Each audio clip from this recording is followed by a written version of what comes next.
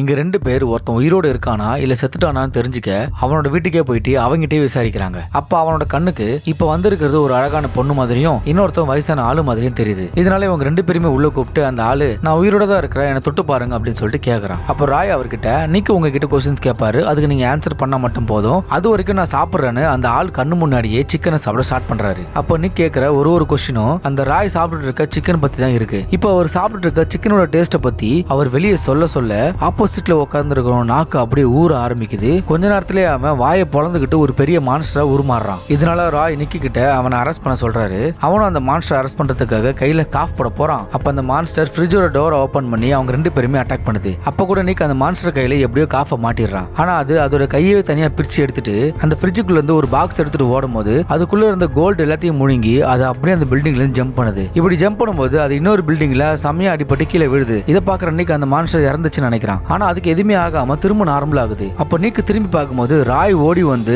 நிக்க தள்ளிக்கிட்டே அந்த ஜன்னல்ல இருந்து எகிரி குதிக்கிறான். அப்ப 2 பேரும் ஸ்ட்ரைட்டா வந்து அந்த மான்ஸ்டர் மேலேயே மோதி கீழே விழுறாங்க. இப்படி என்னதான் கீழே விழுந்தாலும் அந்த 3 பேருக்கும் சுத்தமா அடியே படல. அப்ப ராய் அந்த மான்ஸ்டரை சரண்டர் ஆக சொல்றாரு. அப்ப அந்த மான்ஸ்டர் சரண்டர் ஆகிறதுக்காக தான் வருது.